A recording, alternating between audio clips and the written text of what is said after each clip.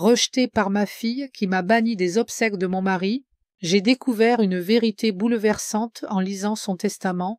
Plongé dans cette histoire émouvante de trahison et de révélation, abonnez-vous pour plus de récits captivants. Ma fille m'a interdit d'assister aux funérailles de mon mari, mais j'ai lu le testament. Le téléphone a sonné le matin. Je me versai une deuxième tasse de café, léger, dilué avec du lait, comme le docteur Benoît l'avait prescrit.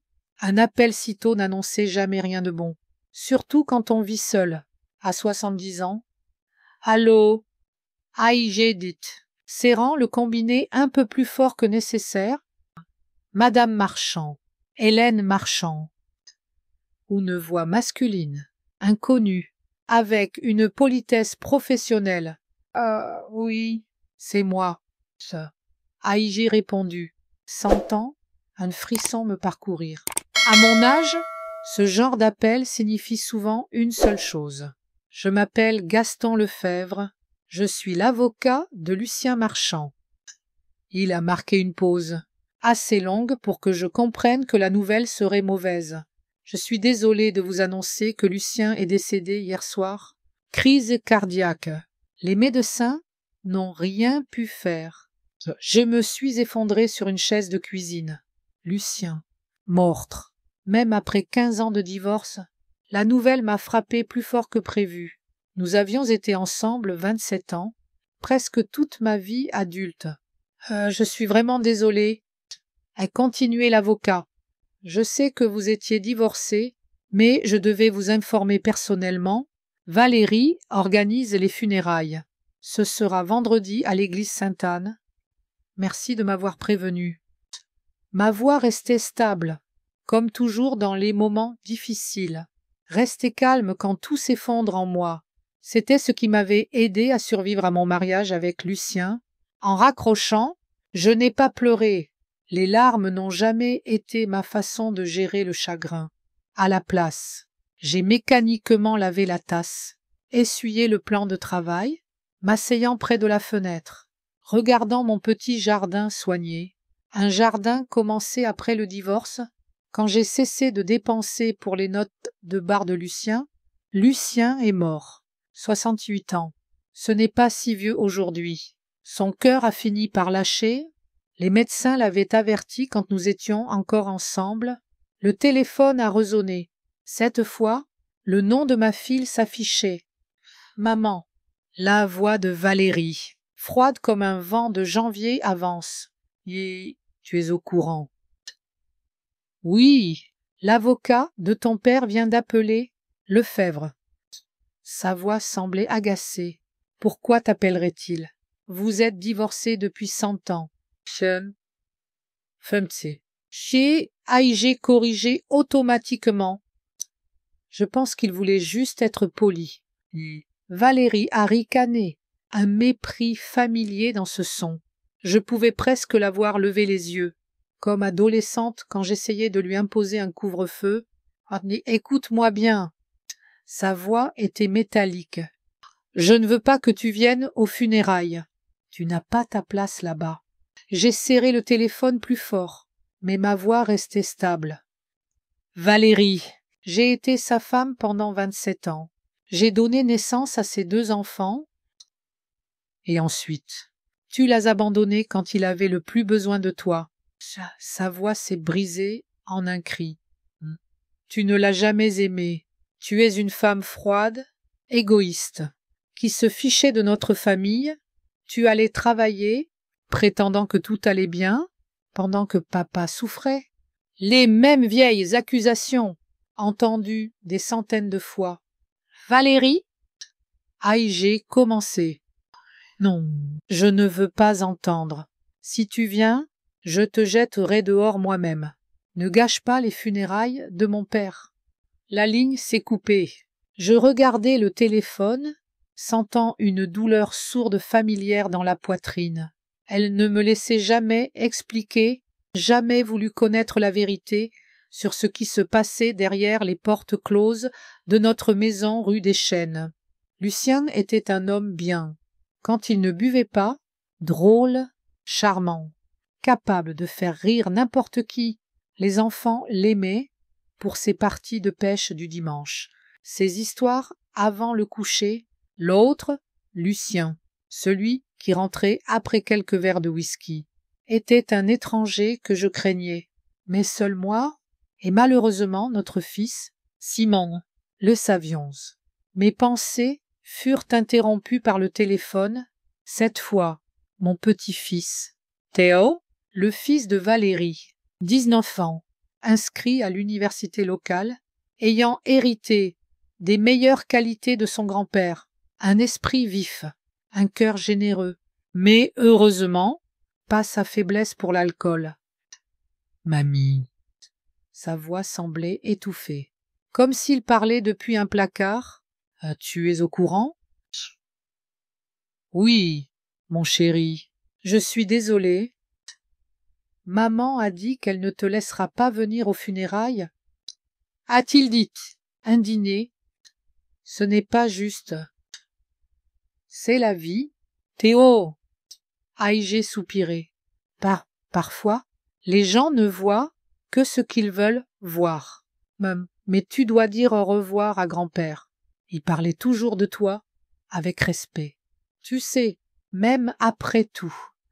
C'est là ma surprise. Lucien n'était pas porté sur les remords, ni à admettre ses erreurs. Du moins, pendant nos années ensemble. Les funérailles sont vendredi à l'église Sainte-Anne, a répété Théo, confirmant ce que je savais déjà. Puis, il sera enterré au cimetière de la colline. Où sont ses parents? Je pense que tu devrais y aller, même si maman dit non. Théo, je ne veux pas causer de problème un jour comme celui-là. Ça. Et après, il y aura la lecture du testament au bureau de Monsieur Lefebvre. A-t-il continué, comme s'il n'avait pas entendu mes objections? Maman est sûre que grand-père a tout laissé à elle, et Simon, elle fait déjà des plans pour la maison, l'atelier de réparation auto. J'ai secoué la tête, typique de Valérie, déjà en train de partager le butin. Théo, je dois y aller. Aïe, j'ai dit, entendant du mouvement à l'autre bout. Oui, maman est revenue, a-t-il chuchoté. Je t'appellerai plus tard, mamie, et je pense que tu devrais venir. C'est aussi ton droit. Après l'appel, je suis resté immobile longtemps, regardant par la fenêtre. Les souvenirs affluaient de ma première rencontre avec Lucien au café de Marie, où je travaillais comme serveuse, au dernier jour de notre mariage, ce jour sombre, terrible, que j'avais essayé d'effacer de ma mémoire toutes ces années. Lucien était un bel homme, grande, large d'épaules, cheveux bruns épais, un sourire qui faisait chavirer les jeunes serveuses, chauffeur routier, voyageant dans tout le département et au-delà. Il m'apportait de petits souvenirs de ses trajets. Beaucoup de femmes le poursuivaient, mais il m'a choisi, une fille calme, sérieuse, économisant pour l'université. L'université est restée un rêve. À la place, je suis tombée enceinte de Valérie 6 mois après le mariage. Puis Simon est né. J'ai trouvé un emploi à la quincaillerie de Paul, où j'ai travaillé presque 40 ans, passant de vendeuse à assistante gérante. Pas une carrière brillante, mais assez stable pour soutenir mes enfants, surtout quand Lucien a commencé à boire. Ses problèmes d'alcool ont débuté après un accident. Un camion a dérapé sur une route glacée. Bien que Lucien s'en soit sorti avec quelques os cassés, un homme dans une voiture est mort. Lucien n'était pas en faute. La route était une patinoire. Les témoins ont confirmé qu'il avait tout fait pour éviter la collision, mais la culpabilité le rongeait. L'entreprise l'a transféré sur des trajets locaux, moins payés. Les problèmes d'argent ont commencé. Au début, il buvait seulement le week-end. Puis les cuites se prolongeaient. Il perdait son emploi, en trouvait un autre. Le perdait encore. Je prenais des heures supplémentaires pour payer les factures. Les enfants grandissaient, ne comprenant pas pourquoi leur mère était toujours au travail. Leur père si joyeux, généreux quand il était sobre, si sombre quand il buvait, Valérie défendait toujours son père. Il traverse une période difficile. Tu ne le comprends pas. Si tu l'aimais vraiment, il ne boirait pas. Combien de soirées ai-je passé à écouter ces accusations? Simone, plus jeune, plus calme, voyait plus que sa sœur, malgré mes efforts pour les protéger des pires moments. Cette dernière soirée reste vive dans ma mémoire, comme si c'était hier, pas il y a 15 ans. Lucien est rentré ivre, en colère. Simon avait 23 ans, juste revenu de l'université, qu'il avait abandonné après sa première année, incapable de suivre. Je ne sais pas ce que Lucien lui a dit, quels mots ont déclenché cette dispute. J'ai juste entendu un fracas, des cris. J'ai couru dans la pièce. Voyant mon mari étrangler notre fils, les pressant contre le mur, je criai, essayant de le tirer. Simon devenait bleu. À cet instant, je savais qu'une minute de plus, Lucien tuerait notre garçon. Je ne sais où j'ai trouvé la force, mais j'ai saisi une lourde lampe de table, frappant Lucien à la tête. Il est tombé, glissant contre le mur, haletant, se tenant la gorge. Quand il est revenu à lui, je lui ai donné un ultimatum, soit il se faisait soigner pour l'alcoolisme, soit je demandais le divorce. Le dénoncer à la police pour agression, Lucien a accepté le traitement, mais notre mariage était irréparable. Nous avons divorcé 6 mois plus tard, à la fureur de Valérie, qui ne connaissait pas toute l'histoire. Lucien et moi avions décidé de ne pas dire la vérité aux enfants. Ils ne voulaient pas perdre leur amour, et moi, j'étais trop fatiguée pour lutter. Mieux valait qu'ils me haïssent que de savoir que leur père avait presque tué leur frère. Étrangement, Lucien a vraiment arrêté de boire. Il a ouvert un petit atelier de réparation auto. Reprenant sa vie en main, nous nous voyons parfois à la remise de diplôme de conduite de Simon, au mariage de Valérie avec Olivier Dubois, au baptême de nos petits-enfants, toujours polis, toujours distants, et maintenant, il est mort, et Valérie m'interdit les funérailles. Je me suis levée, allant au placard, sortant la robe noire portée pour l'enterrement de ma mère. Je l'ai secouée, vérifiant les taches, puis l'ai suspendue résolument. Vendredi, je serai à l'église Sainte-Anne. Malgré l'interdiction de ma fille, je dois dire adieu à l'homme qui fut une partie de ma vie pendant 39 ans. Comme mari, comme ex-mari, je dois clore que chapitre. Le ciel gris de Vence était couvert de nuages. La nature semblait s'accorder à l'occasion. J'ai garé ma vieille Citroën près de la place du grand jardin, ajustant mon chapeau à voilette élégant, acheté pour les funérailles de ma mère. Je marchais lentement vers l'église Sainte-Anne. Chaque pas difficile, comme si mes chevilles étaient entravées par des racines invisibles. Il y avait plus de monde que prévu. Lucien savait toujours s'entourer, sobri. Il était l'âme de la fête, rendant chacun spécial. J'ai vu ses anciens collègues, clients de son atelier, voisins de la rue des Chênes. Monsieur Dupont, propriétaire de la quincaillerie de Paul, m'a salué de loin, mais n'est pas venu. Tout Vence connaissait notre divorce. Même sans les vraies raisons, je me suis glissé dans l'église en dernier, après le début de la cérémonie, prenant place au dernier rang, partiellement caché par une colonne massive. De là, je voyais toute la famille au premier rang. Valérie, tout en noir, dos parfaitement droit, à côté, son mari Olivier, le bras autour de ses épaules en soutien, mes petits-enfants, Théo et Clara, de l'autre côté, de leur mère, Simon, un peu à l'écart, Séhul, affaissé, fixant le sol, mon cadet, toujours solitaire, toujours à part. Le prêtre parlait de Lucien en superlatif. Père aimant, ami dévoué, homme ayant vaincu ses démons, trouvé la rédemption. Je n'éprouvais pas d'amertume en écoutant Lucien avait vraiment changé après notre divorce, arrêté de boire, relancé son affaire, devenant un meilleur grand-père pour Théo et Clara qu'il ne l'avait été pour ses enfants. Peut-être ce coup de lampe, il y a 15 ans, avait-il éveillé quelque chose en lui. Dommage que ce fût trop tard pour nous. Valérie s'est levée pour prononcer l'éloge. À 40 ans, elle semblait plus âgée, visage émacié, rides profondes entre les sourcils, marquées par un mécontentement constant. Toujours trop sérieuse, trop exigeante envers elle-même, envers les autres. Enfant, j'essayais de lui apprendre à apprécier les petites choses, mais elle me regardait comme si je proposais quelque chose de honteux. Mon père, a-t-elle commencé, la voix tremblante. J'ai été l'homme le plus fort que j'ai connu. Il affrontait les difficultés, mais se relevait toujours.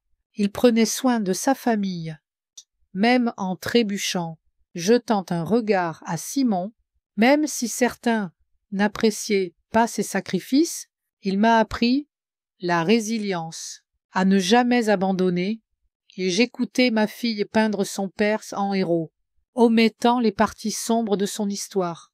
C'était toujours ainsi. Elle ne voyait que ce qu'elle voulait. Après Valérie, l'ami de Lucien, Marcel Giraud, a pris la parole. Ils avaient travaillé ensemble comme chauffeurs, bu ensemble les week-ends. Après l'accident, quand Lucien buvait, Marcel était le seul à rester en contact. Lucien n'était pas un saint, a-t-il dit, suscitant des regards surpris. Il a fait des erreurs, comme nous tous, mais les 15 dernières années, il a essayé de les réparer, il a arrêté de boire, recommencé à zéro. Je suis fier d'avoir été son ami jusqu'à la fin. Les épaules de Valérie se sont crispées. Elle détestait toute mention de l'alcoolisme de son père dans sa réalité. Il se détendait après une dure journée. Après la cérémonie, le cortège s'est dirigé vers le cimetière de la colline. Je suis resté en arrière, gardant mes distances. Au cimetière, je me tenais près des arbres, observant de loin le cercueil, contenant l'homme qui fut le centre de mon univers. Descendre, en terre. Mon regard revenait à Simon, mon garçon, maintenant un homme de 36 ans, affaissé, comme portant un poids invisible. Il avait toujours été ainsi, depuis que Lucien l'avait presque étranglé.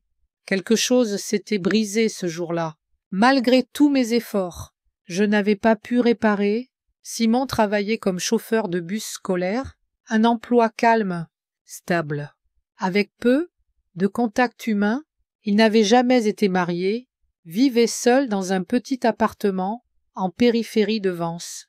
Il m'appelait une fois par semaine, venait dîner une fois par mois. Nous parlions du temps, de son travail, de mon jardin, jamais du passé, jamais de Lucien, à côté de Simon, ma petite fille, Clara, 16 ans, copie de Valérie jeune, mais avec une douceur que sa mère n'avait jamais eue. Elle tenait la main de son oncle, le regardant avec anxiété. Clara était sensible à la douleur d'autrui. Même enfant, je me souviens, à 5 ans, elle m'apportait un bouquet de fleurs sauvages quand j'étais alitée avec une migraine. Théo, de l'autre côté de sa mère, m'avait déjà remarqué, hochant légèrement la tête, mais n'osant pas approcher, craignant la colère de Valérie. Mon aîné était devenu un jeune homme gentil, ouvert, malgré, et non grâce à, l'éducation de sa mère. Souvent, quand Valérie lui interdisait de me voir, il venait quand même, se retrouvant par hasard près de chez moi, aidant avec les sacs lourds du magasin, réparant un robinet qui fuyait. La cérémonie terminée, les gens ont commencé à se disperser, beaucoup allant vers Valérie et Simon pour présenter leurs condoléances. J'allais m'éclipser discrètement quand un cri a retenti. « Toi ?» La voix de Valérie a brisé le silence du cimetière. « Comment oses-tu venir ici ?» Elle marchait vers moi à travers la pelouse, ses talons s'enfonçant dans la terre molle. Mais elle ne semblait pas le remarquer, concentrée sur sa colère. Toutes les têtes se sont tournées vers nous. « Je t'avais interdit. » A-t-elle continué à crier, s'approchant. « Tu n'as pas ta place ici. » J'ai resté immobile, regardant ma fille. J'étais habituée à sa colère, à ses accusations injustes, mais une scène publique à un enterrement, c'était nouveau. Même pour Valérie, je suis venue dire adieu à ton père. Aïgé dit doucement, nous avons partagé une grande partie de nos vies. Partager sa vie. Valérie a ri, un rire sans joie, plein d'amertume. Tu as ruiné sa vie. Tu l'as abandonné quand il avait le plus besoin de toi. Il buvait à cause de toi, de ta froideur. Et ensuite, quand il a enfin repris sa vie, tu as demandé le divorce. J'ai voyé Simon s'avancer, mais s'arrêter à mi-chemin, n'osant intervenir. Mon fils évitait toujours les conflits, même quand il devait se défendre. Ce n'est pas vrai, Valérie. Aïgé dit calmement. Bien que bouillonnant intérieurement face à l'injustice, l'histoire de notre mariage est plus compliquée que tu ne penses. Samitz, oh, je connais très bien cette histoire. A-t-elle presque crié? Papa m'a tout raconté. Comment tu le critiquais, l'humiliais, le faisais sentir comme un raté. Comment tu te croyais meilleur que lui? Parce que tu gagnais de l'argent? Pendant qu'il cherchait sa voix, je voyais les regards autour. Curiosité, gêne. Théo semblait vouloir disparaître. Clara nous fixait, les yeux écarquillés. Peul. Je n'imaginais pas que Lucien retournerait les enfants contre moi en déformant la vérité, mais pourquoi être surprise? Il excellait à rejeter la faute. Ah, va-t'en. Valérie a pointé la grille du cimetière. Tu n'as pas le droit d'être ici. Tu n'es plus sa femme depuis 15 ans. Tu as renoncé à ce droit en l'abandonnant. Madame Marchand. Une voix a retenti derrière moi. Je me suis tournée, voyant un homme âgé en costume formel, le même avocat qui m'avait appelé. Monsieur Lefebvre. Aïgé hochait la tête. Que faites-vous ici? Valérie a tourné sa colère vers l'avocat. Pourquoi lui parlez-vous? Gaston Lefebvre restait impassible, habitué aux scènes émotionnelles. Madame Dubois, a-t-il dit à Valérie, utilisant son nom de femme mariée, votre père voulait que Madame Marchand soit présente à la lecture du testament. Quoi? Valérie semblait frappée. C'est impossible. Pourquoi ferait-il ça? Ils étaient divorcés. C'est pourtant son souhait exprès. Lefebvre s'est tourné vers moi. Madame Marchand, la lecture aura lieu dans mon bureau dans 1 heure. Pourrez-vous y assister? J'ai hoché la tête, incapable de parler. Lucien voulait ma présence. Pourquoi? Nous n'avions pas parlé depuis des années, sauf lors de rares réunions familiales, où nous échangions des politesses. Il doit y avoir une erreur, a insisté Valérie. Papa n'aurait jamais voulu ça. Je vous assure, il n'y a pas d'erreur, a répondu Lefebvre calmement. J'ai des instructions écrites de Lucien, reçues lors de la rédaction de son dernier testament, il y a 3 mois. 3 mois. Valérie a froncé les sourcils. Il n'a rien dit d'un nouveau testament. C'était son droit, a remarqué l'avocat. Je restais là, me sentant comme un personnage dans une pièce étrange. Lucien avait modifié son testament peu avant sa mort, voulant ma présence à la lecture. Cela n'avait pas de sens, à moins qu'il n'ait décidé de dire la vérité sur notre divorce. Je serai à votre bureau, monsieur Lefebvre.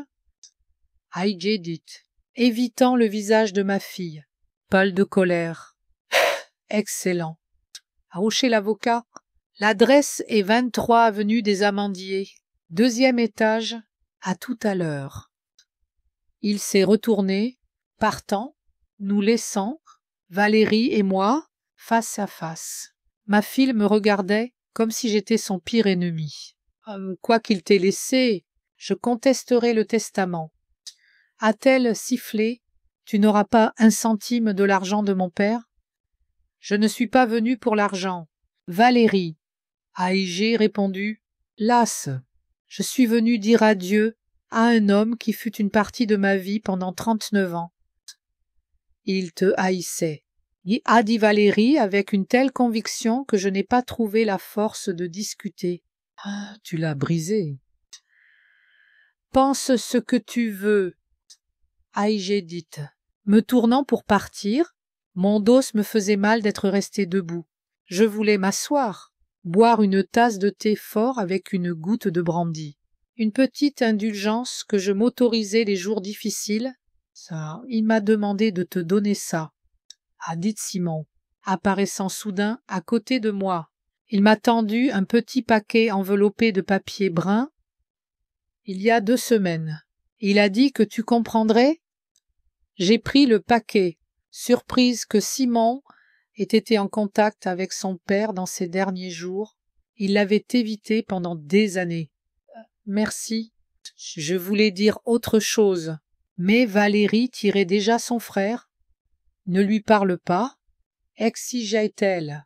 As-tu oublié ce qu'elle a fait? Simon s'est laissé entraîner. Mais jetant un dernier regard, mélange de regret, de quelque chose que je ne pouvais identifier, je me suis dirigé lentement vers la sortie du cimetière, sentant les regards des gens.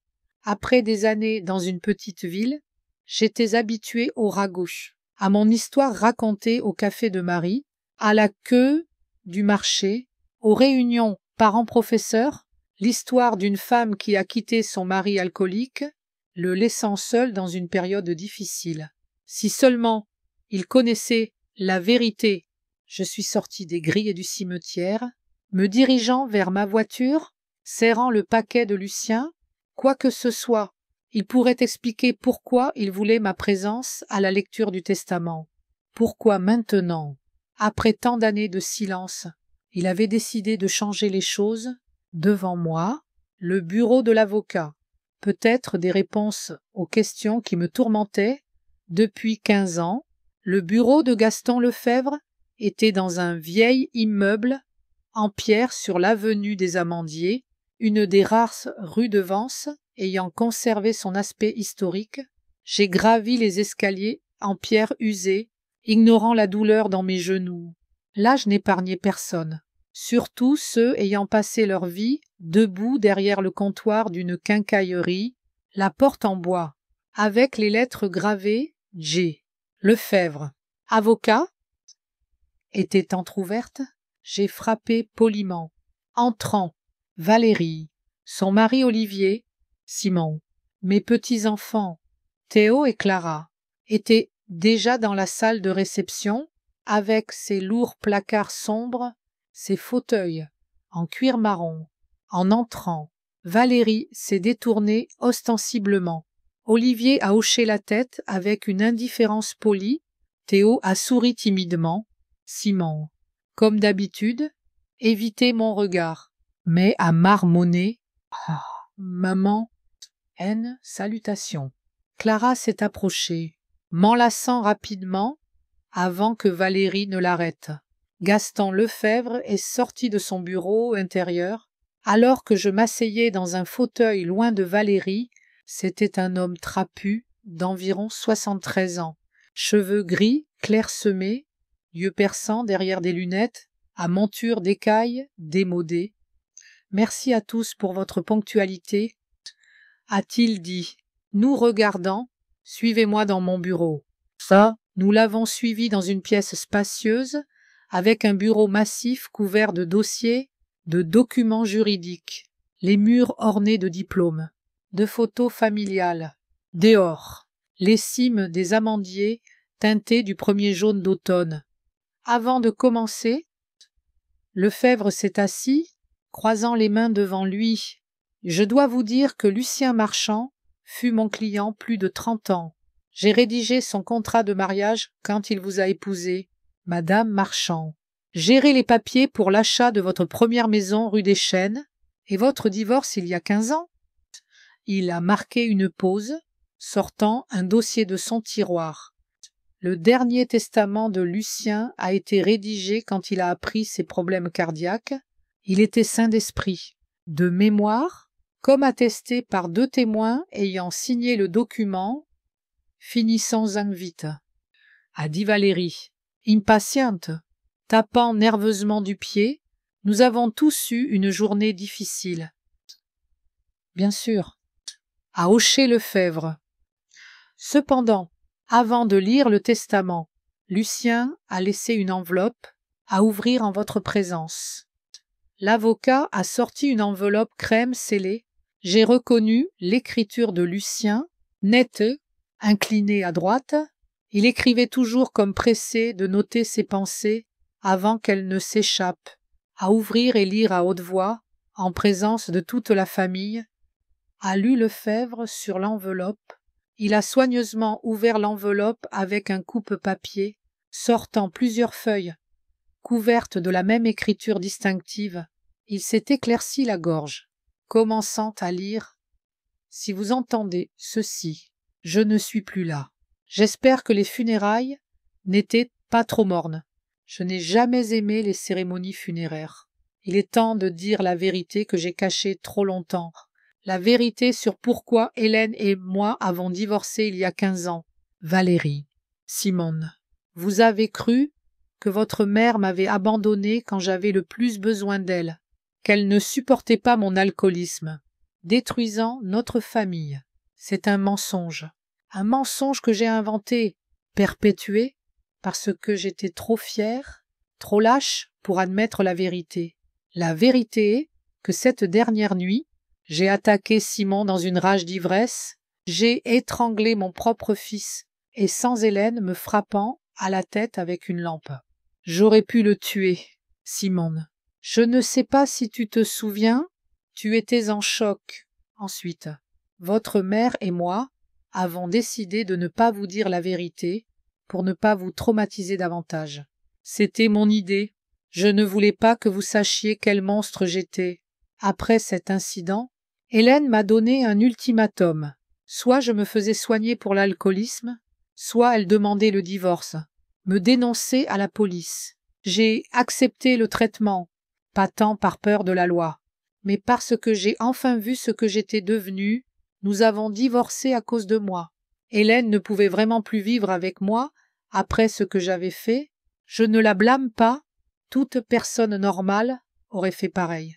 Toutes ces années, j'ai laissé, surtout toi, Valérie, blâmer ta mère pour l'éclatement de notre famille. Je ne t'ai pas corrigé quand tu disais qu'elle m'avait abandonné dans le besoin. En réalité, Hélène vous protégeait de moi tout au long de notre mariage, de mes frasques d'ivresse, de mes échecs, de mon irresponsabilité. Elle travaillait à 2 emplois pour payer les factures. Pendant que je buvais notre argent, elle trouvait du temps pour vos événements scolaires. Pendant que je dormais mes gueules de bois, elle était le pilier de notre famille. Et moi, celui qui l'a détruite. Non. Après le divorce, j'ai arrêté de boire. J'ai ouvert un atelier de réparation auto, repris ma vie en main. Mais le mal était fait. Je sais que je ne peux réparer le passé. Je ne peux rendre à Hélène les années passées à me supporter. Je ne peux vous rendre une enfance normale sans mon alcoolisme, ma colère. Je ne peux effacer cette nuit où j'ai presque tué mon fils. Mais je peux au moins dire la vérité maintenant. Essayer de réparer envers Hélène. Valérie, je sais combien tu m'admirais, combien tu blâmais ta mère pour notre divorce. J'aurais dû t'arrêter, mais j'aimais ton adoration, même basée sur des mensonges. C'était lâche de ma part, Simon. Je sais qu'après cette nuit, tu n'as plus jamais vraiment eu confiance en moi. Tu avais raison. Théo, Clara, vous êtes mes petits-enfants préférés. J'espère que vous traiterez votre grand-mère avec le respect qu'elle mérite. Elle est bien plus forte que nous tous, Hélène. Je sais qu'aucun mot ne peut défaire ce que j'ai fait. mais j'espère que cette confession restaurera ta réputation aux yeux de nos enfants. Tu le mérites, et enfin, je ne demande pas le pardon, car je sais que certaines choses sont impardonnables. Je veux juste que la vérité soit dite. Lucien Marchand. Une silence de plomb régnait dans le bureau. Je fixai mes mains, incapable de lever les yeux. La lettre de Lucien m'a secoué au plus profond. Je n'attendais pas qu'il admette sa faute, surtout pas publiquement, devant les enfants. Valérie restait immobile, son visage si pâle que les taches de rousseur sur son nez semblaient des taches sombres. Simon, affaissé dans son fauteuil, se couvrait le visage. Théo et Clara se regardaient, confuses, connaissant trop peu l'histoire familiale pour saisir l'ampleur de la confession de leur grand-père. C'est un mensonge, a enfin dit Valérie, la voix brisée. Papa n'aurait jamais écrit ça. C'est une contrefaçon. Je vous assure, Madame Dubois, a répondu Lefebvre calmement. C'est la véritable lettre de votre père. J'ai été témoin de son écriture. Il n'aurait pas pu. Valérie secouait la tête. Il n'aurait jamais attaqué Simon. Jamais. C'est vrai, Val. Si, a dit Simon soudainement, sans lever la tête. Je me souviens de cette soirée. Pas tout, mais assez. Papa était furieux. J'ai dit quelque chose. Je ne me souviens quoi. Il m'a saisi à la gorge. Non. Valérie s'est levée d'un bond. Tu crois juste ces mensonges. Maman t'a toujours monté contre papa. Elle a toujours essayé de nous convaincre qu'il était un monstre. Je n'ai jamais fait ça, Valérie. Aïgé dit doucement. Au contraire, j'ai essayé de vous faire aimer votre père, malgré ses problèmes. Menteuse, a crié Valérie, me pointant du doigt. Tu l'as toujours haï. Tu pensais qu'il n'était pas assez bien pour toi avec son métier de chauffeur. Et maintenant qu'il est mort, tu veux salir sa mémoire. Madame Dubois a interjeté Lefebvre. Je comprends que c'est un choc, mais les insultes ne résoudront rien. Je suggère de continuer avec le testament. Vous discuterez des affaires personnelles plus tard en privé. Valérie a serré le poing, mais c'est racise, me fusilant du regard. Maintenant, l'avocat est revenu au dossier. Passons au testament lui-même. Il a sorti plusieurs pages agrafées, mettant ses lunettes.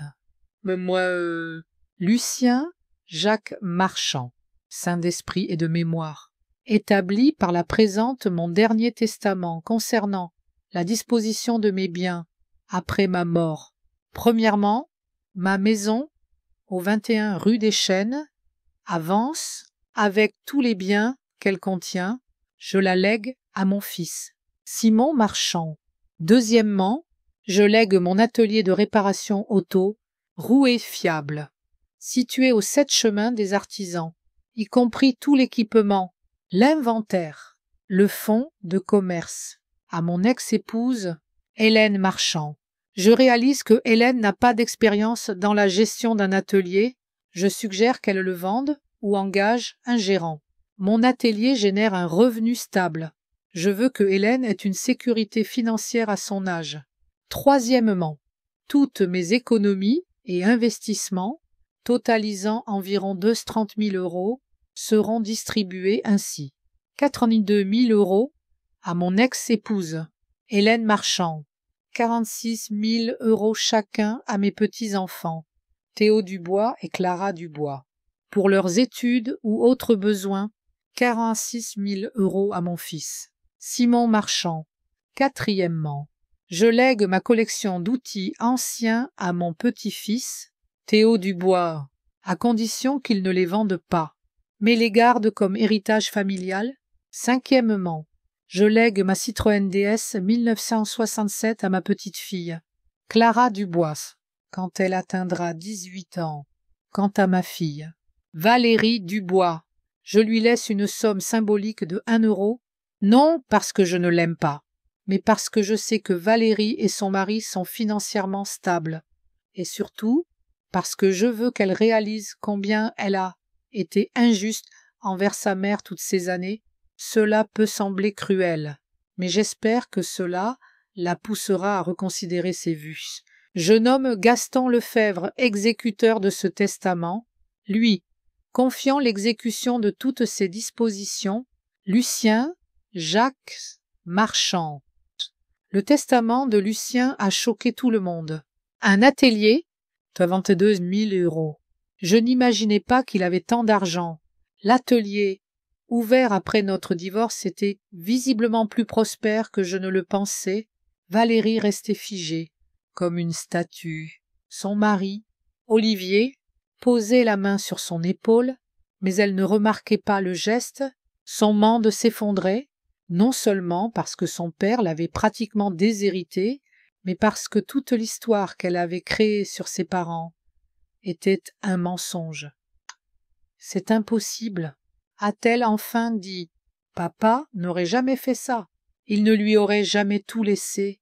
Elle me pointait comme si j'étais un insecte. Le document est entièrement légal. Madame Dubois, a répondu Lefebvre calmement. Votre père était sain d'esprit lors de sa rédaction. Vous pouvez contester en justice, mais les chances de succès sont minimes. Vous êtes de mèche avec elle. J'ai accusé Valérie. Elle a dû vous influencer, falsifier le testament. Valérie, a exclamé Olivier, choqué par l'accusation. Calme-toi, tu ne sais pas ce que tu dis. Je sais parfaitement. Valérie s'est levée d'un bond, elle manipulait tout le monde, se faisait passer pour la victime. Et maintenant, elle a réussi à retourner papa contre moi après sa mort.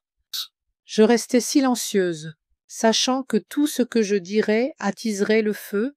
Des années de rancune, de haine ne pouvaient être dissipées par une lettre ou un testament, aussi choquant soit-il. Simon restait silencieux, mais son visage montrait un soulagement, comme si un poids lourd s'était enfin levé. Peut-être se souvenait-il de cette soirée plus clairement qu'il ne l'avait dit. Je contesterai ce testament, a déclaré Valérie, se tournant vers l'avocat. J'engagerai les meilleurs avocats. Je prouverai qu'elle l'a influencé, peut-être menacé. Vous êtes libre d'agir comme vous l'entendez. Madame Dubois, a répondu Lefebvre calmement. Mais je vous conseille de réfléchir. Le procès sera long, coûteux, probablement sans résultat. De plus, il rendra publique une histoire familiale que votre père préférait garder privée. Valérie semblait prête à exploser, visage rouge, yeux pleins de larmes, pas de tristesse, mais de rage. « Allons-y, Olivier », a-t-elle dit, saisissant son sac. « Je ne peux plus rester ici. » Elle s'est tournée vers ses enfants. Oh, Théo. Clara, en part. Théo a hésité, regardant sa mère, puis moi. Maman, peut-être qu'on devrait parler. Rien à discuter. A-t-elle lancé? C'est tout des mensonges.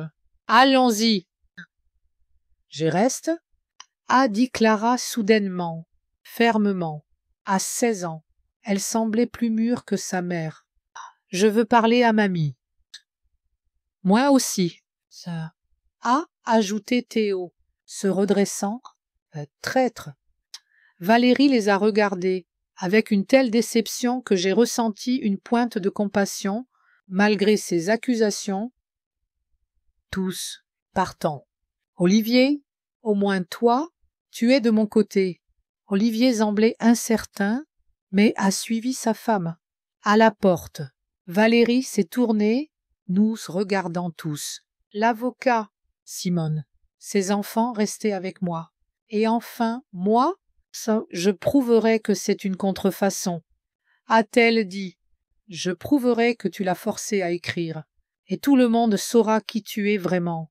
Et sur ces mots, elle est partie, claquant la porte si fort que le verre de la bibliothèque a tremblé. Dans le silence qui a suivi, nous restions assis sans nous regarder. Puis Gaston Lefèvre s'est éclairci la gorge prudemment. « Je pense que cela conclut les formalités. » a-t-il dit. « Je préparerai les documents pour le transfert des biens. Madame Marchand, nous discuterons bientôt des détails de la gestion de l'atelier. Monsieur Simon, je vous contacterai pour le transfert de la maison, pour mademoiselle Clara et monsieur Théo. Leurs parts seront placées dans un fonds fiduciaire jusqu'à leur majorité. » Tous ont hoché la tête, encore sous le choc. « S'il n'y a plus de questions, » a continué l'avocat, « je suggère de prendre du temps pour réfléchir. Les événements d'aujourd'hui ont été émotionnels pour vous tous. Je veux juste demander, ça haït, j'ai dit. » Parlant pour la première fois depuis longtemps, Lucien savait-il vraiment pour ses problèmes cardiaques? Est-ce pourquoi il a changé son testament? Oui, a hoché Lefèvre.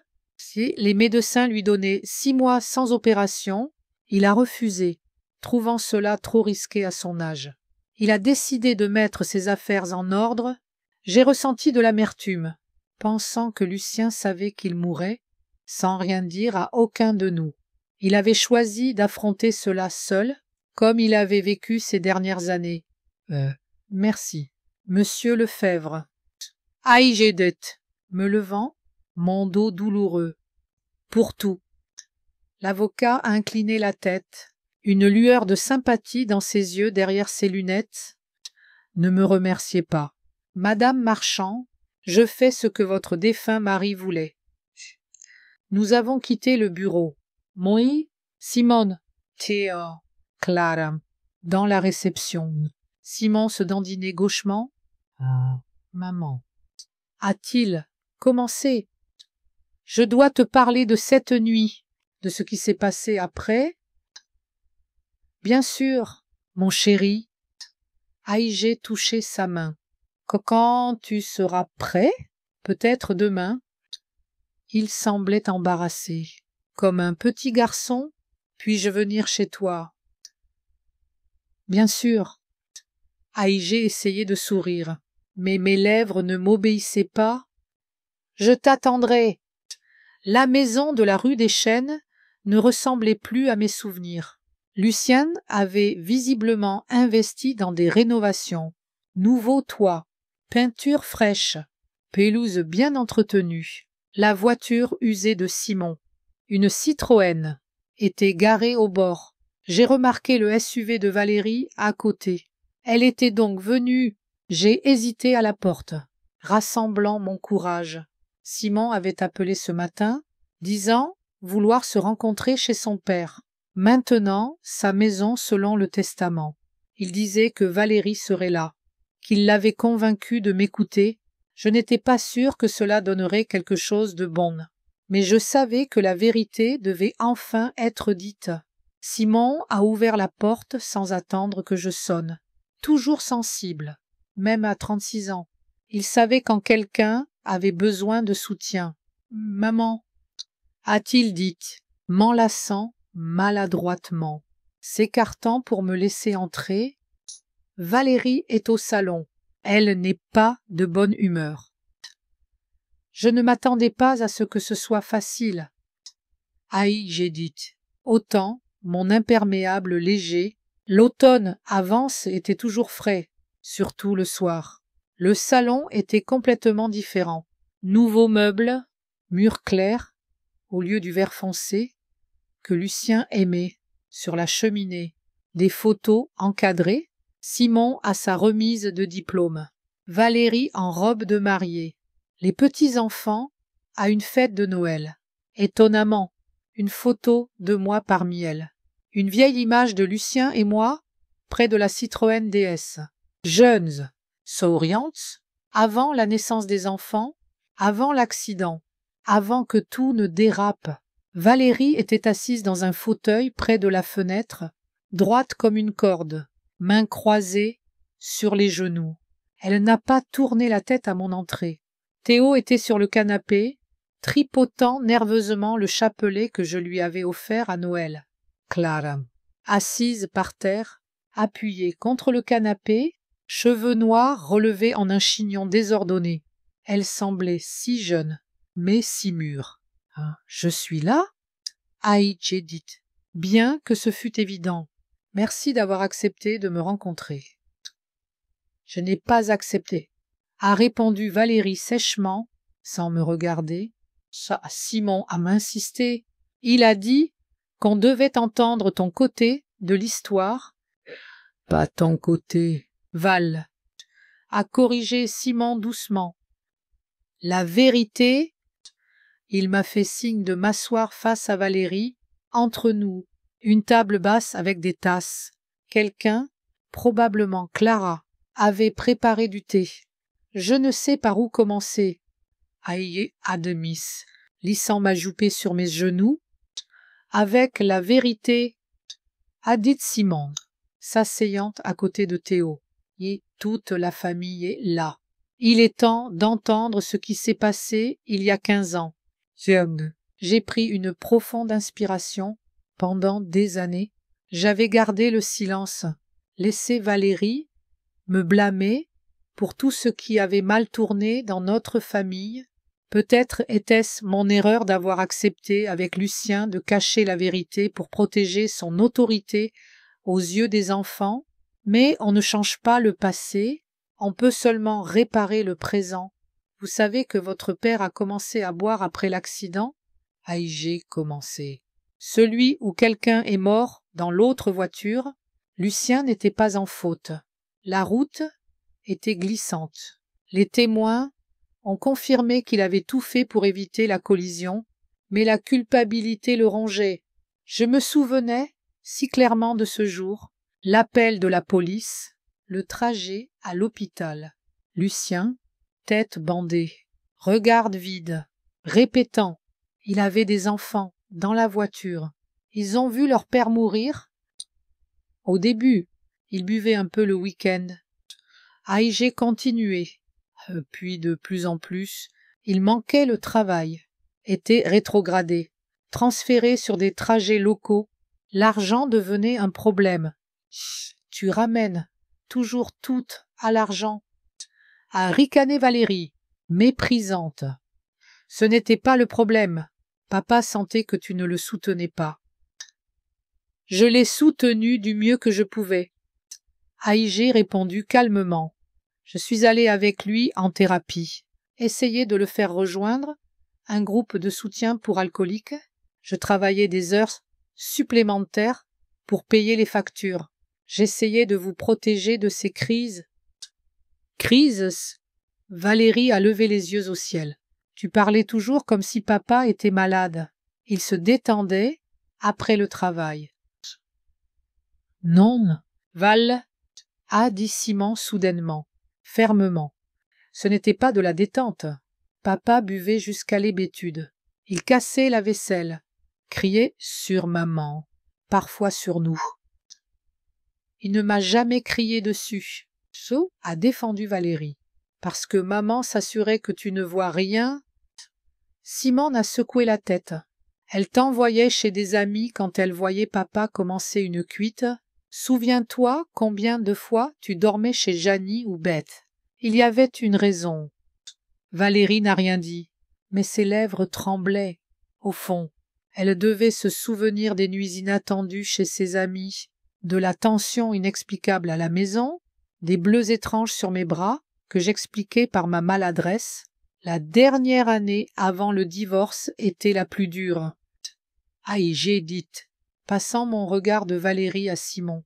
Lucien a fini par perdre son emploi de chauffeur. Il restait à la maison, buvait.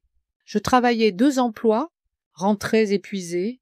Et là, j'ai hésité, me souvenant des disputes interminables, des bouteilles cassées, Simon pleurant, caché dans sa chambre. Je me souviens, a dit Simon doucement. Tu vérifiais toujours si j'allais bien avant de dormir. Même après minuit, tu t'asseyais près de moi, me tenais la main. J'ai hoché la tête. une boule montant dans ma gorge. Ces moments calmes avec mon fils étaient la seule lumière dans l'obscurité de ces années. Et puis, j'ai pris une profonde inspiration. Il y a eu cette dernière soirée. Simon s'est crispé, ses mains se serrant en poing. Il se souvenait plus qu'il n'avait dit. J'en étais sûr. Que s'est-il passé? A demandé Théo. Parlant pour la première fois depuis notre arrivée. Grand-père a vraiment attaqué papa. J'ai regardé Simon, demandant silencieusement la permission de continuer. Il a hoché la tête, sans lever les yeux. Simon avait 23 ans à l'époque, et Aïdjé commençait. Il venait de rentrer de l'université. Ayant abandonné après sa première année, Lucien était déçu. Il avait de grands espoirs pour son fils, voulait que Simon ait l'éducation qu'il n'avait jamais eue. Papa voulait bien faire, a interjeté Valérie. Il disait toujours que l'éducation était la clé d'une vie meilleure. Oui. Aïgé acquiesçait, mais il exprimait sa déception de manière inappropriée. Il m'appelait un raté inutile, a dit Simon soudain, la voix creuse. Chaque fois qu'il était ivre, il disait que j'étais une honte pour la famille, qu'il souhaitait n'avoir qu'une fille. Valérie a tressailli, comme frappée. Elle ne le savait pas. Bien sûr, à cette époque, elle avait déjà déménagé, travaillait dans la comptabilité d'un supermarché, sortait avec Olivier. Ce soir-là, a continué Simon, voyant qu'il était prêt à raconter lui-même. Je suis rentré tard. J'avais passé un entretien pour devenir instructeur de conduite. Papa était déjà ivre. Il m'a demandé où j'étais. Je lui ai dit, il a ri, disant que seuls les ratés vont dans les écoles de conduite, que je ne serais jamais rien. Simone a marqué une pause, la voix tremblante. J'ai répondu qu'être instructeur valait mieux qu'un ivrogne maltraitant sa famille. Clara a étouffé un cri. Théo a posé sa main sur l'épaule de son père. Il est devenu fou. Zimande fixait le sol. Ses épaules tremblaient. Il s'est jeté sur moi, m'a renversé, a commencé à m'étrangler. J'essayais de le repousser, mais il était plus fort, si enragé, ses yeux. Je n'ai jamais vu une telle haine. J'ai entendu le bruit. Aïgé des camps, Simon s'est tu, incapable de continuer. Je suis entré en courant. J'ai vu Lucien étrangler Simon, le pressant contre le mur. Simon devenait bleu. Haletant, j'ai crié, essayé de le tirer, mais il semblait ne pas m'entendre. Alors j'ai saisi la lampe de table, le frappant à la tête. « Tu l'as frappé !» Valérie me fixait, les yeux écarquillés. « Oui. » Je n'ai pas détourné le regard. Et je le referai. Il tuait notre fils. Valérie. Je n'allais pas rester là à regarder. Même. Un silence, brisé seulement par le tic-tac de l'horloge murale, la même qui pendait ici pendant mon mariage. Étrange que Lucien l'ait gardée. Que s'est-il passé ensuite? A demandé Clara doucement, regardant de moi à son oncle. Lucien a perdu conscience. Aïgé dot. Simon respirait à peine. Je voulais appeler la police, une ambulance. Maïs. Je lui ai demandé de ne pas le faire. A fini Simon. Je ne voulais pas que papa soit arrêté, que tout le monde en ville le sache. Simon et moi avons convenu, pas de police, mais Lucien devait se faire soigner. Aïgé continuait. Quand il est revenu à lui, je lui ai donné un ultimatum, soit le traitement, soit le divorce et une dénonciation pour agression. Il a accepté le traitement, a dit Simon. Il a admis être allé trop loin. Il a supplié pour le pardon, pleuré à genoux. Je n'avais jamais vu mon père si brisé. Mais vous avez divorcé quand même. Si, a dit Valérie, la voix moins assurée. Oui. J'ai hoché la tête. Lucien est allé en cure, Mais notre mariage était irréparable. Trop de choses s'étaient passées, trop de douleur, de peur, de méfiance. Et ensuite, vous avez décidé de tout me cacher. Valérie a croisé les bras, plus défensive qu'agressive. C'était l'idée de papa. Il a dit Simon. Il ne voulait pas que tu saches quel monstre il était cette nuit-là. Il craignait de perdre ton amour. Et toi, Valérie s'est tournée vers moi. Pourquoi as-tu accepté de te taire? J'ai soupiré, sentant le poids de ces années. J'ai porté ce fardeau parce que tu adorais ton père. Valérie, toujours. Tu étais adulte, vivant ta vie. Je ne voyais pas l'intérêt de détruire son image. Et ensuite, j'ai écarté les mains. C'était trop tard. Tu étais si sûr que j'étais coupable de tout. Tout ce que j'aurais dit aurait sonné comme des excuses. Tu m'as laissé te haïr toutes ces années, a dit Valérie, la voix teintée d'étonnement.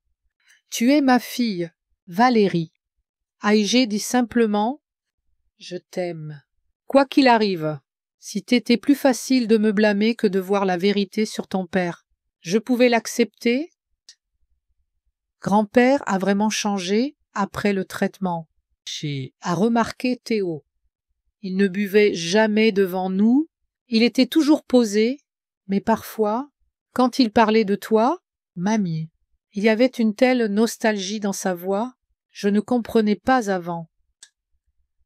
Il a vraiment changé, a acquiescé Simon.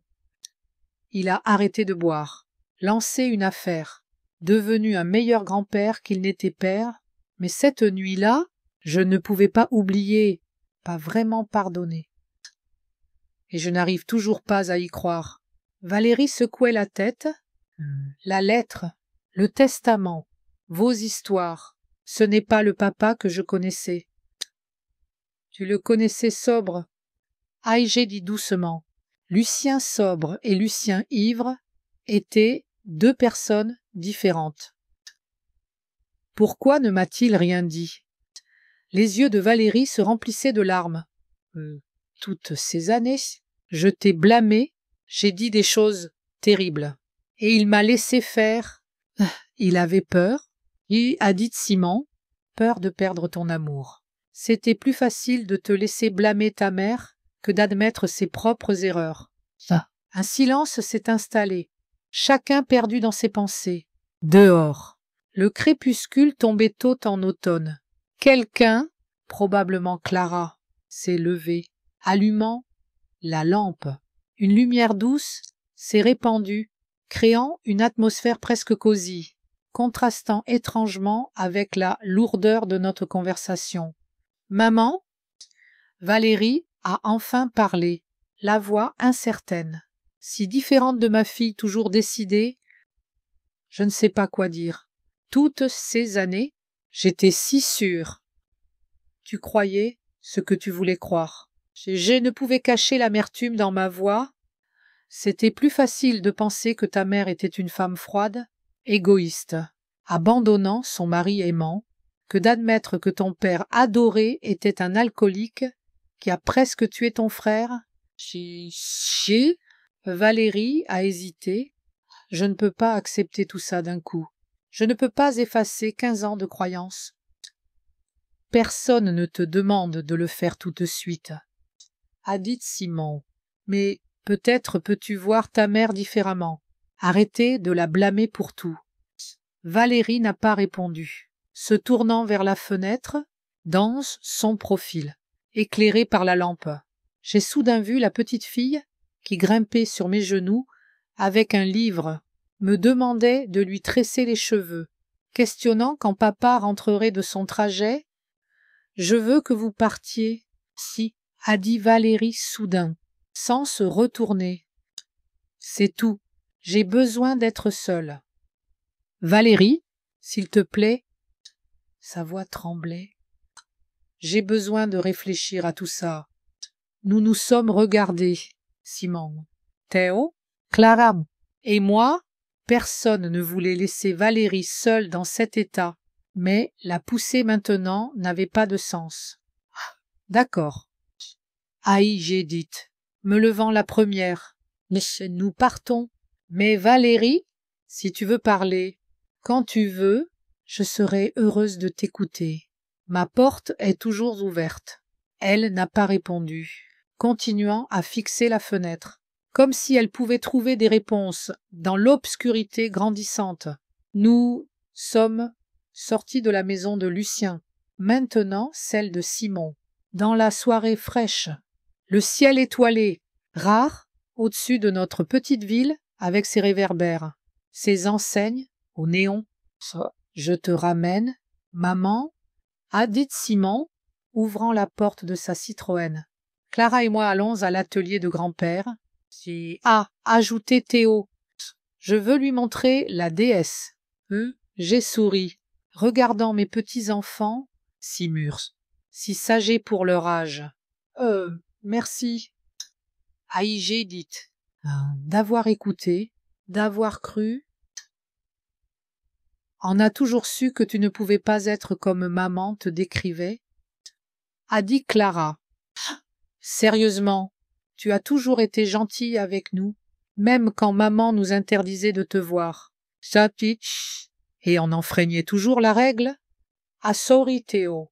Et dans ce sourire, j'ai vu un éclat du jeune Lucien dont j'étais tombée amoureuse il y a si longtemps. Quand Simon a démarré, je me suis tournée pour regarder la maison.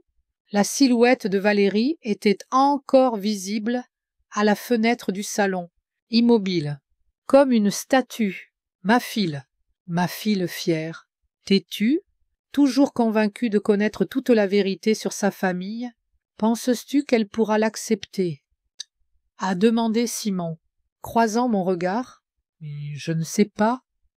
J'ai répondu honnêtement. Valérie a toujours vu le monde en noir et blanc. Il lui sera difficile d'admettre qu'elle s'est trompée toutes ces années. Et si elle ne peut pas, a-t-il demandé doucement. Si elle continue de te blâmer, j'ai soupiré, sentant la fatigue d'une longue journée, de longues années. Alors, je l'accepterai. J'ai dit, comme j'ai fait ces 15 dernières années, c'est ma fille, Simon. Je ne cesserai pas de l'aimer, même si elle ne change jamais d'avis sur moi. Simon a hoché la tête, les yeux fixés sur la route. Nous roulions en silence dans les rues calmes de Vence, passant devant des maisons familières, des magasins, des parcs, des lieux où s'était déroulée ma vie, la ville qui me connaissait comme Madame Marchand, puis l'ex-Madame Marchand, la femme qui avait quitté son mari alcoolique. Je me demandais si quelque chose changerait maintenant que la vérité était révélée, ou si nos secrets familiaux resteraient juste cela, qu'on ousse de nous seuls. En arrivant à ma petite maison en périphérie, j'ai soudain pensé au paquet que Simon m'avait donné au cimetière. Dans l'agitation, j'avais complètement oublié. Simon, dit, ce paquet de ton père, sais-tu ce qu'il contient? Il a secoué la tête. Non, papa m'a juste demandé de te le donner s'il lui arrivait quelque chose. Il a dit que tu comprendrais. J'ai hoché la tête, pensant au petit paquet dans mon sac. Un autre secret, un autre message d'un homme qui fut une part si compliquée de ma vie si longtemps. Maman? Simon s'est tourné vers moi, arrêtant devant ma maison. Je veux que tu saches, j'ai toujours eu en mémoire cette nuit. Pas tous les détails, mais assez. Je savais que tu m'avais sauvé la vie, et je suis désolée de ne pas avoir eu la force de dire la vérité à Valérie plus tôt. Peut-être si j'avais. Ne te blâme pas. J'ai touché sa main. Tu étais aussi une victime dans cette situation. Tu avais le droit de te protéger comme tu pouvais. Il a hoché la tête, mais je voyais que la culpabilité pesait encore. Merci de m'avoir ramené. J'ai dit, ouvrant la porte. Et merci pour aujourd'hui d'avoir enfin décidé de me dire la vérité. C'est le moins que je pouvais faire. A-t-il répondu. Après tout ce que tu as fait pour nous, je suis sortie de la voiture, lui faisant un signe d'adieu, me dirigeant vers la maison. Derrière moi, j'entendais la Citroën de Simon s'éloigner. J'ai ouvert la porte, entrant dans les pièces calmes, sombres. Ma maison, mon refuge toutes ces années, allumant la lumière du salon, j'ai sorti le petit paquet de mon sac, lentement. J'ai déballé le papier brun. À l'intérieur, une petite boîte en velours. Une enveloppe. J'ai d'abord ouvert la boîte, sur un coussin de velours, reposé la bague que Lucien m'avait offerte le jour de notre mariage. Une simple bague en or avec un petit diamant. Je la lui avais rendue le jour du divorce. Et maintenant, elle était à nouveau mienne. Les mains tremblantes, j'ai ouvert l'enveloppe, sortant une feuille pliée. L'écriture de Lucien, la même inclinaison nette, les mêmes angles aigus des lettres. Hélène, si tu lis que si, je suis partie. Les médecins disent que mon cœur peut s'arrêter à tout moment. Drôle comme la vie remet les choses en place. J'ai presque tué notre fils dans une stupeur d'ivresse. Et maintenant, je meurs d'une crise cardiaque. Justice poétique. Ne trouves-tu pas? Je te rends cette bague. Non, parce que j'espère le pardon ou une réconciliation. Il est trop tard. Nous le savons tous deux. Je te la rends, car elle t'a toujours appartenu, la seule femme que j'ai jamais aimée, malgré toute la douleur que je t'ai causée. Quand tu liras cette lettre, tu connaîtras déjà la vérité sur notre divorce. Je m'en suis assurée dans mon testament. J'espère que cela aidera Valérie à te voir sous ton vrai jour. Je suis désolée. Hélène, pas pour cette nuit. Je sais que c'est impardonnable. Je suis désolée pour toutes les années de silence qui ont suivi, pour t'avoir laissé porter ce fardeau seul. La lâcheté est mon plus grand péché. Je l'emporterai dans ma tombe. Vis longtemps, Hélène, vis heureuse. Tu le mérites plus que quiconque. Lucienne. 3 mois ne sont pas longs dans l'ensemble de ma vie, mais parfois, assez pour tout changer, l'hiver avance était enneigé, la ville couverte d'un manteau blanc cachant le gris terne de l'automne. J'ai toujours aimé l'hiver. Il donne l'illusion d'un nouveau départ. Une page blanche, l'héritage de Lucien a changé ma vie plus que prévu. Pas tant l'argent, bien que 92 000 € et un atelier de réparation auto aient amélioré ma situation financière. Mais la vérité enfin révélée, comme si un lourd fardeau, porté 15 ans, avait disparu. J'ai décidé de ne pas vendre l'atelier, comme Lucien l'avait suggéré, engageant son ancien assistant, Marcel Dupont, comme gérant. Il travaillait avec Lucien depuis l'ouverture, connaissait l'affaire comme sa poche. Nous avons conclu un accord. Marcel gérerait, recevrait un bon salaire, un pourcentage des profits. Je resterai propriétaire. Cela convenait à nous deux. J'ai utilisé une partie de l'héritage pour aider Simon et mes petits-enfants. Simon rêvait de retourner à l'université pour un diplôme en éducation. Il avait découvert qu'il aimait travailler avec les enfants en conduisant un bus scolaire. Maintenant, il en avait l'opportunité. J'ai aidé à payer les frais de scolarité de Théo, étudiante en ingénierie, montrant de grandes promesses. Clara était encore au lycée, mais j'ai ouvert un compte d'épargne pour son avenir. Pendant ce temps, Valérie restait renfermée. Après cette soirée chez Lucien, où nous lui avons dit la vérité, elle semblait s'être fermée. Simon disait qu'elle avait pris un congé, passé la plupart de son temps à la maison, refusant de parler de la lettre ou du testament de Lucien. Elle continuait d'interagir avec ses enfants, mais plus silencieuse, pensive.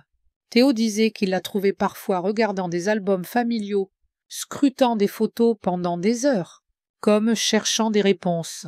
Je ne la pressais pas. Je savais que Valérie avait besoin de temps pour digérer ce qu'elle avait appris. Accepter une réalité où son père adoré n'était pas un héros parfait, sa mère rejetée, pas une méchante. Ce n'était pas facile pour elle, peut-être plus dur que pour nous tous. Simon avait changé ces derniers mois, comme si un poids s'était levé. Il devenait plus ouvert, souriait, participer à des groupes de soutien pour enfants adultes, d'alcooliques. Il sortait avec une bibliothécaire, Élise, une femme calme au même tempérament doux.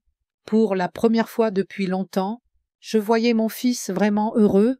Théo et Clara étaient souvent chez moi, après l'école, le week-end, aidant au jardin, parlant de leur vie. Clara trouvait en moi une auditrice attentive. Je l'aidais avec ses projets d'histoire, dont elle était passionnée. Théo aimait bricoler les outils anciens hérités de son grand-père, les restaurant peu à peu, étudiant leur histoire, partageant parfois ses découvertes au musée local. Ce soir-là, je suis allée chez Simon pour un dîner familial. Il avait fini de rénover la cuisine de la maison héritée de son père, voulant fêter avec la famille. Je ne savais pas que Valérie serait là. Peut-être Simon ne m'avait-il pas prévenu, craignant que je refuse. En entrant dans le salon avec une tarte, pommées et cannelle, le dessert préféré de Simon depuis l'enfance. La première personne que j'ai vue fut Valérie, assise près de la cheminée, une tasse de thé à la main, plus pâle, plus mince que dans mon souvenir. Elle a levé les yeux à mon entrée. Je me suis figée, ne sachant à quoi m'attendre. « Ah, bonjour, maman » a-t-elle dit doucement, sans la froideur habituelle, mais sans grande chaleur. « Bonjour, Valérie » ai-je répondu, posant la tarte sur la table de cuisine. « Je ne savais pas que tu serais là. » Simon a insisté. A-t-elle souri faiblement à mon frère, qui regardait depuis la cuisine. Une cueillette. Ça, il a dit qu'il était temps qu'on se réunisse en famille. J'ai hoché la tête, ne sachant quoi dire. Après tant d'années d'accusations, d'amertume, être dans la même pièce, échanger des politesses, semblait étrange. Comme si rien ne s'était passé. Élise, la nouvelle amie de Simon, est sortie de la cuisine avec des assiettes. « Le dîner est presque prêt », a-t-elle annoncé avec un sourire doux. Simon a fait des lasagnes selon la recette de sa grand-mère. J'ai regardé mon fils, surprise. « Tu te souviens de la recette de mamie ? Tu me l'avais écrite quand j'ai déménagé avec papa. » Simon semblait un peu gêné. Je l'ai toujours gardé, ce petit geste, ce rappel que même dans les temps durs, notre lien n'était pas totalement brisé, m'a réchauffé le cœur. J'ai aidé Élise à mettre la table. Bientôt, Théo et Clara nous ont rejoints, Vénus ensemble, devenus amis ces derniers mois. Malgré la différence d'âge, souvent ensemble. Quand nous nous sommes assis à table, une pause gênée s'est installée. D'habitude, Valérie dominait les dîners familiaux, bruyante, confiante, toujours avec un sujet. Maintenant, elle fixait son assiette, comme incertaine de son rôle dans cette nouvelle dynamique familiale. Peut-être un toast, a suggéré Simon, versant du vin dans les verres, du cidre sans alcool pour moi, connaissant mon aversion pour l'alcool. Au nouveau départ. Nous avons levé nos verres, disant un au nouveau départ, discret, mais la tension restait. Valérie touchait à peine son vin, restant silencieuse. Comment va l'école, Théo? Ça, ai-je demandé, essayant de détendre l'atmosphère. Mon petit-fils a parlé avec enthousiasme de son dernier projet universitaire, d'un professeur lui offrant un stage d'été dans une entreprise d'ingénierie. Clara taquinait son frère, disant qu'il devenait un vrai nerd. Simon et Élise échangeaient des regards chaleureux. Seule Valérie restait à l'écart, physiquement présente, mais mentalement ailleurs. Après le dîner, quand Simon et Élise débarrassaient, Théo et Clara au salon jouant à un jeu de société. Je me suis retrouvée seule avec Valérie sur la petite véranda vitrée. Elle se tenait près de la fenêtre, regardant le jardin enneigé, éclairé par la lune. « C'est beau, n'est-ce pas ?» ai-je dit. M'approchant, j'ai toujours aimé les soirs d'hiver. Papa les aimait aussi, a répondu Valérie doucement. Ah, souviens-toi, il déblayait les allées du jardin après la neige, toujours seul. Jamais, comme les autres, avec le garçon du voisinage. Je me souviens. Aïgé sourit. Il disait que c'était la meilleure façon de réfléchir. Il sortait tôt, quand tous dormaient encore. Nous restions silencieuses, regardant le jardin, gardant une distance, pas tant physique qu'émotionnelle. J'ai vérifié les documents. A dit Valérie soudain. Consultez un autre avocat, tout est authentique. Le testament, la lettre. Elle a marqué une pause. Et les dossiers médicaux de la clinique où papa a été traité pour l'alcoolisme? J'ai hoché la tête, pas surprise. Valérie était toujours méticuleuse, vérifiant les faits. Avant de conclure, j'étais comme elle à son âge, avant que des années de mariage avec Lucien ne m'apprennent à parfois accepter les choses au pied de la lettre pour survivre. Es-tu en colère contre lui? Aïe, j'ai demandé prudemment d'avoir caché la vérité. Valérie a haussé les épaules, sans me regarder. Je ne sais pas. Parfois contre toi pour avoir accepté de te taire, parfois contre moi pour avoir été si aveugle.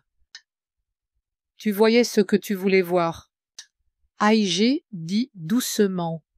Nous le faisons tous, mais tu as supporté ma haine, mes accusations pendant 15 ans. A-t-elle dit, amère. Mais l'amertume était contre elle-même, pas moi. Comment as-tu pu? Tu es ma fille, Valérie. Aïgé répondit simplement. Et je savais combien tu aimais ton père. Parfois, l'amour, c'est laisser quelqu'un vivre avec ses illusions si elles le rendent heureux. Et si ces illusions blessent quelqu'un d'innocent? Elle s'est enfin tournée vers moi, des larmes dans les yeux. Est-ce encore de l'amour? Je ne savais comment répondre. La question était plus complexe qu'elle n'y semblait. Peut-être ai-je eu tort, ai-je admis après une pause.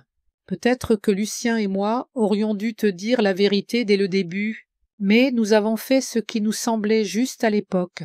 Comme toi. Valérie a secoué la tête, la déception visible dans ses yeux. Tu es toujours si rationnel, si calme, même maintenant, comme si rien ne s'était passé, comme si 15 ans de haine pouvaient s'effacer.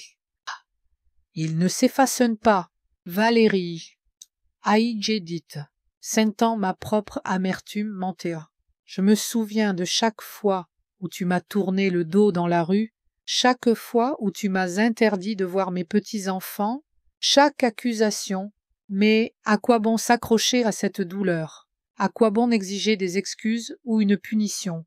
Ça ne ramènera pas les années perdues. Donc, tu me pardonnes, juste comme ça?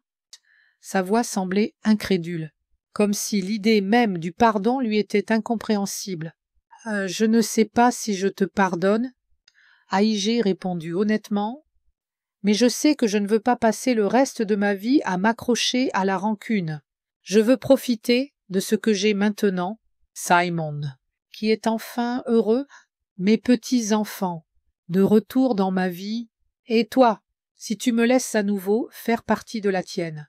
Valérie s'est détournée, regardant à nouveau par la fenêtre. Tu as ruiné mon souvenir de mon père, a-t-elle dit doucement, avec une soudaine amertume. Maintenant, chaque fois que je penserai à lui, je me souviendrai qu'il était un monstre. Il n'était pas un monstre, Valérie. Aïgé secouait la tête. C'était un homme complexe avec de graves problèmes. Un homme qui a fait une terrible erreur, mais qui a trouvé la force de changer. Cela ne rend-il pas son histoire encore plus significative? Tu trouves toujours des excuses. La voix de Valérie reprenait un ton familier d'hostilité. Tu expliques toujours tout, mais il ne s'agit pas d'explication. Maman, il s'agit du fait que toi et papa m'avez pris une famille normale. Vous m'avez privé de la vérité. Vous m'avez laissé vivre un mensonge toutes ces années. Et maintenant, tu attends que j'accepte, que je continue comme si de rien n'était. Ouask, j'ai soupiré, ressentant une fatigue, non physique, mais cette profonde lassitude émotionnelle accumulée au fil des ans. Je n'attends rien, Valérie. Aïké dit, j'espère juste qu'avec le temps, tu pourras trouver, sinon le pardon, du moins la compréhension, que tu pourras accepter le passé et avancer. Et si je ne peux pas, elle m'a regardé droit dans les yeux, son regard défiant. Si je ne peux jamais vous pardonner, ni à toi ni à papa, pour ce mensonge, alors ce sera ton choix. Aïgé répondit calmement, soutenant son regard. Et je l'accepterai, comme j'ai accepté toutes tes décisions, même celles qui m'ont blessé, parce que l'amour, Valérie, le véritable amour ne pose pas de conditions. Elle s'est détournée, ses épaules se crispant, comme si mes mots l'avaient frappée physiquement. Mais je connaissais ma fille. Je savais que derrière cette tension, ce n'était pas de la colère, mais une lutte intérieure, avec ses croyances profondément ancrées, avec sa fierté. « Je dois y aller », a-t-elle dit enfin. Dis à Simon que le dîner était merveilleux. Sans attendre ma réponse, elle a quitté la véranda. J'ai entendu ses adieux à son frère, à sa petite amie, un câlin à ses enfants, puis la porte d'entrée a claqué. Bientôt, le bruit d'une voiture s'éloignant. Je suis restée à la fenêtre, regardant la lumière de la lune danser sur la neige, mes sentiments mêlés, amertume que Valérie ne puisse surmonter sa rancune, soulagement d'avoir au moins parlé, et une joie discrète que le dîner familial ait eu lieu. Malgré la tension, Simon s'est approché, se tenant à côté de moi. « Elle est partie », a-t-il demandé, bien que la réponse fût évidente.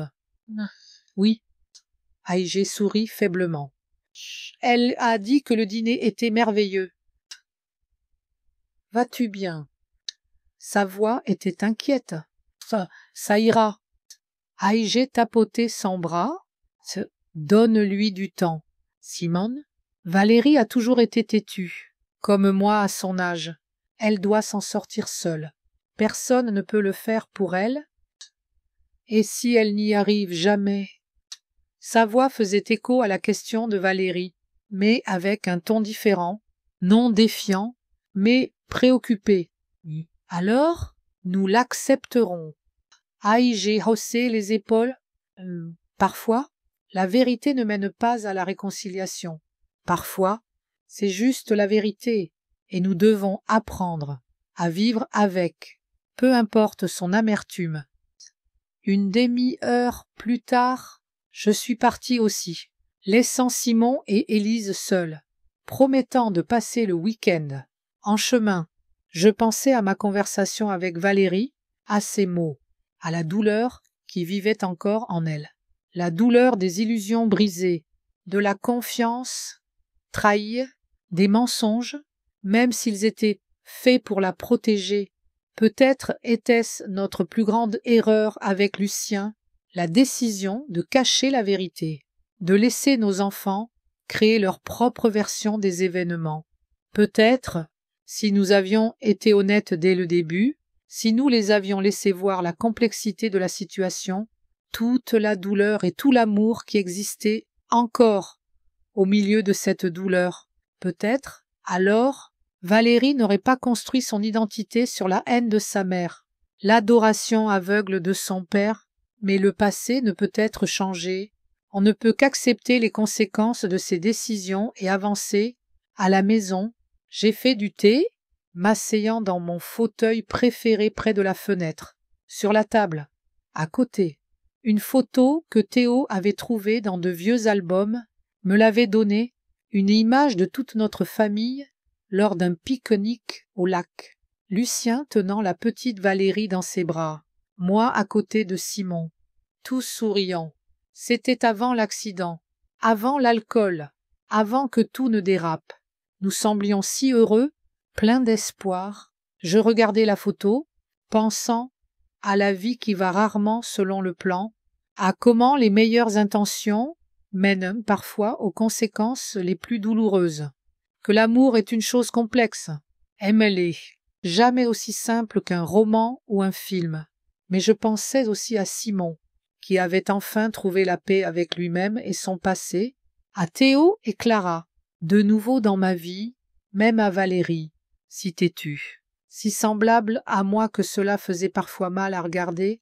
Peut-être un jour, elle trouvera aussi son chemin vers la réconciliation, ou peut-être pas, mais c'est son chemin, son choix, et mon choix est d'accepter ce qui est, de trouver de la joie dans les relations qui peuvent être guéries, et de lâcher celles qui resteront peut-être brisées à jamais.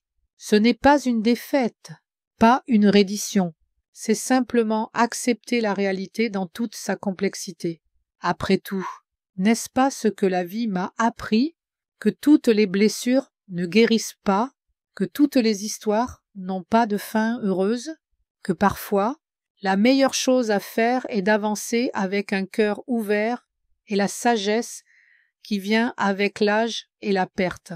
J'ai posé ma tasse, allant à mon lit, sortant la petite boîte en velours dessous mon oreiller, je l'ai ouverte, regardant la bague que Lucien m'avait rendue avant de mourir, une simple bague en or avec un petit diamant, symbole de promesses, certaines tenues, d'autres brisées. J'ai refermé la boîte, la remettant sous l'oreiller, pas comme un talisman, pas comme un trésor, mais simplement comme une partie de mon histoire que je n'avais plus peur d'assumer.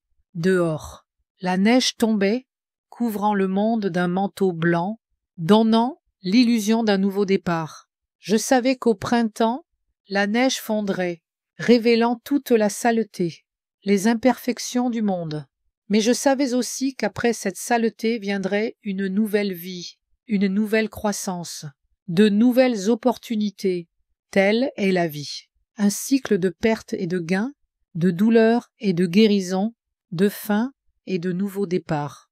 Et dans ce cycle, malgré toutes les difficultés, toutes les déceptions, tous les espoirs non réalisés, il y a de la beauté de l'acceptation, de la sagesse et de la paix. J'ai éteint la lumière, allant me coucher. Demain serait un nouveau jour, un jour que je passerai sans m'accrocher aux griefs passés, sans exiger une réconciliation impossible, mais simplement à vivre l'instant, à apprécier ce que j'ai, à lâcher ce qui est irrémédiablement perdu. Dans ceci, j'ai réalisé, réside la véritable liberté,